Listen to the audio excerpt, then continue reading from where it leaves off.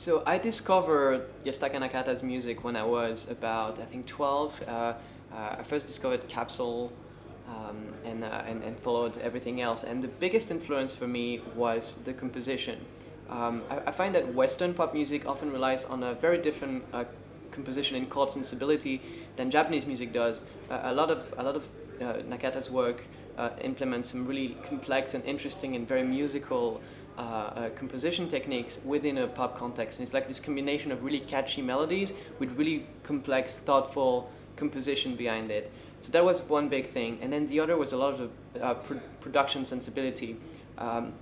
His music uses a lot of silence to create impact. It's really loud and it alternates between loud, impactful moments and very silent moments, and uses this space. Kind of like in a painting where you leave a lot of black space to make what you do paint even more striking. So that both of those things influenced my music immediately as soon as I heard his work.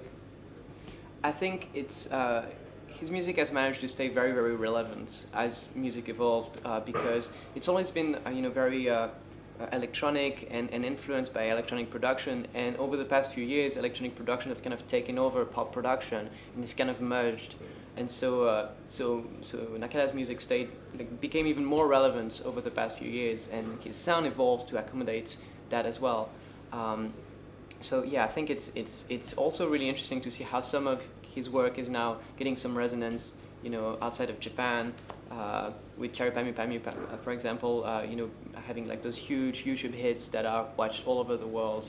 So and a lot more, artists from all over the world kind of expressing their love.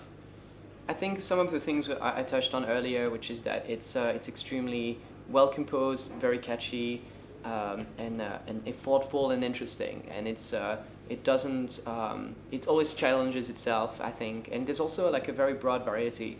For example, the album Caps Lock was way less pop and way more experimental, and some of his other production work for bands like Perfume was way more melody-minded, and so there's a very wide diversity. Obviously, his earlier work with Capsule, which was less electronic and kind of more had some more of that jazzy sensibility, was also very. So I think that diversity, that wide amount of different sounds he explores is what makes him stand out to me. So I just want to say thank you so much for spending some time with me last time I was in Japan. I'm extremely grateful for that. It was an absolute dream come true. I've been dreaming of meeting you since I was 12, 13, so it really mattered to me.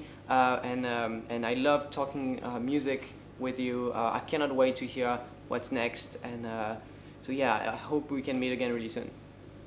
Oh, and by the way, you very kindly offered me a capsule bag when I met you, which I use all the time and which is the coolest thing in the world. So thank you so much for that.